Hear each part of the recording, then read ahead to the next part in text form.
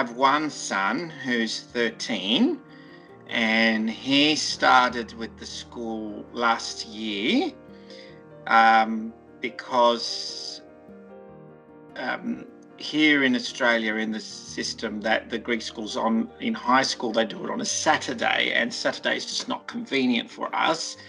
So we tried to find another option, and he's already been through the local system, through the after school Greek language school. He did it from years 1 to 6, which is what we call it here, from year 1 to year 6. So he's already learnt the language, the basics of the Greek language already, but we wanted him to continue, and the best option we found was to go online and for him to learn this way. He's been to Greece once.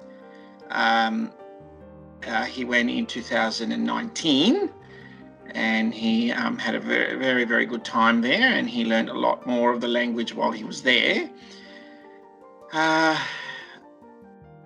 And at this stage, he's what they call intermediate level. So he's not like really advanced, but he's not at the beginning either.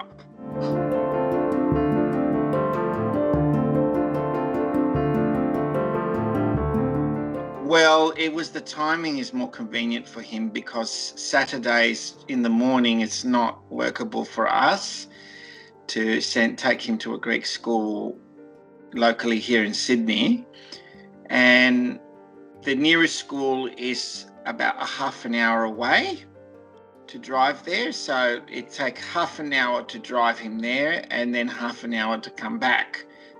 So we'd have to drive, come back home, then go back out, and then come bring him back. So that's 2 hours on the road on a Saturday with lots of traffic. It doesn't work. So that's why we thought better we try something else to see if we could find something online. And this is how we found your school. And we found that it was, we just signed up, and we didn't wait too long, actually. They came back to us quite quickly and said, yes, we do have a teacher available. These are the options, like what times you'd like. These are the payment options that you can do. So the information was very, very clear, and very well laid out and very easy to follow.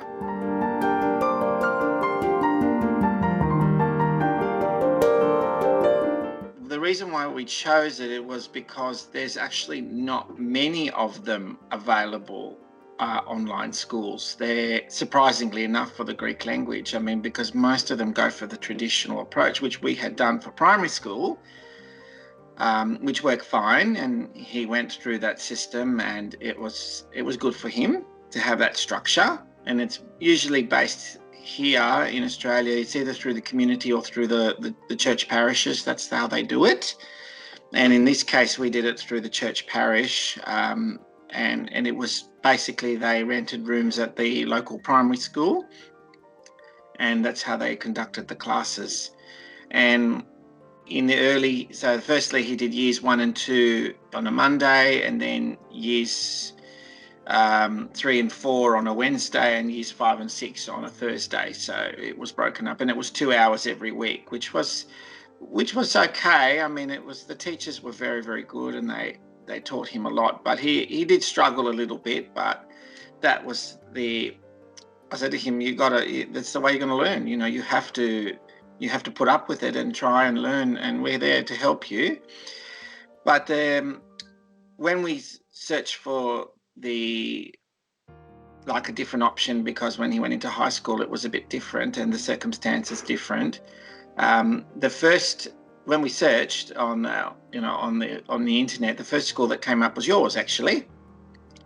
And when we looked up the website, we read all the information, and we thought this is quite good. And then we sent the inquiry through, and then from there, basically, we signed up and we went from there. So, but from his experience, he actually really enjoys the teachers.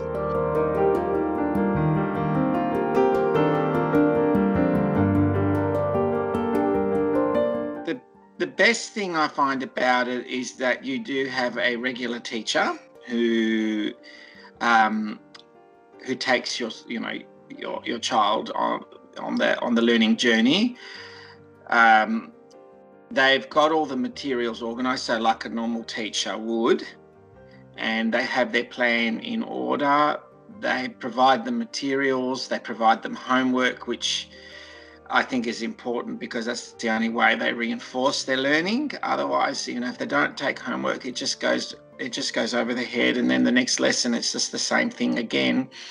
It sets them up for the next lesson. So that's what I can see. There's clearly it's very organised. The teachers know what they're doing. They know once they get to see where the student is at for the initial testing, then they can see where they fit. Right, okay, we need to take this approach with this student. Okay, this student is good at reading but struggles with writing. So they've developed their plan as they go along. So through the initial assessments, of course.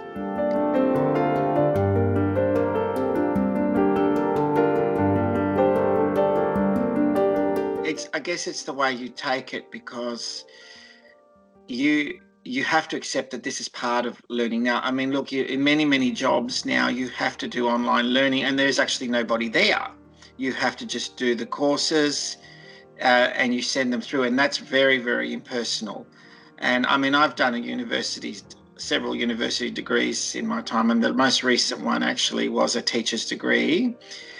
And you have to do some aspects of online learning in that while you're doing your degree, but there's always someone behind there. But for the most part, it seems a bit impersonal. But when you're actually doing face-to-face learning, even if it's through a screen, it's a one step above the standard online learning, because you're actually seeing someone, you're talking to someone, you're engaging with someone.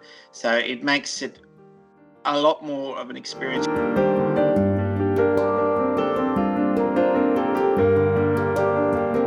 Well, we've got busy lives, you see, and no matter where you are in the world, unfortunately it's part of life.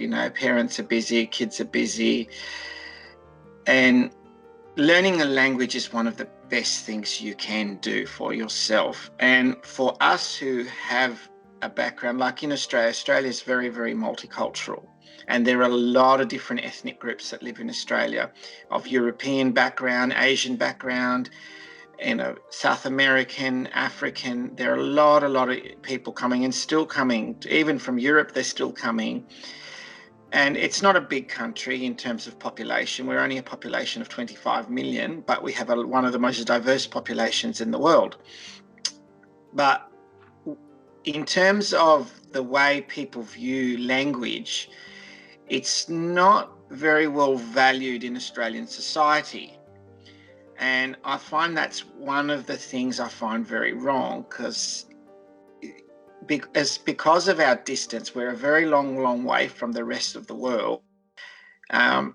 Learning language, I think, gives you the tools to be more cosmopolitan, more worldly, and you earn respect as well, because you can communicate to people in their language. And when you have a background as well of a heritage that is a language other than English, you've got that added advantage. And I say to anybody who's like that, I see people in our community too, in the Greek community, where their kids don't know a word of Greek. And I said, why don't you want your children to learn?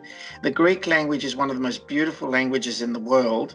It is a language that is over 3,000 years old. It has a long history. It was one of the most widely spoken languages in the ancient world, and it is still here. It has survived persecution, it's survived war, it's survived displacement, and the Greek people are spread throughout the world now. Look, as myself, I'm living on the other side of the world. I'm talking to you now, and I'm as far away from Greece as you can get. But still, I know the language, I know the culture, and I'm a part of it. And I feel that people should connect with their culture, connect And one of the ways you can do it is through the language, because the language is what keeps it alive.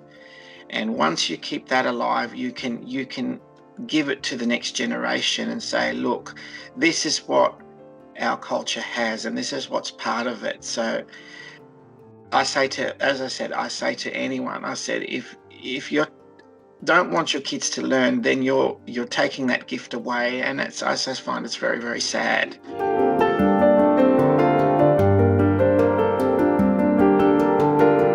Much better, yes, much better, because we talk to him as well, and his grandparents talk to him as well. And the thing is, when sometimes he wants to, like, he's around other people and he wants to tell you something, he can tell it to you in Greek rather than in English, because he doesn't want someone else to know. I know that sounds like it's a bit rude, but sometimes it's private things you don't want other people to know. You can express that in another language, and I think that's wonderful. That I thought, oh look, he's actually picking it up, and he's actually remembering things, and the way he's saying things is improving, and he's able to formulate sentences better, and gather his thoughts better and put them in words.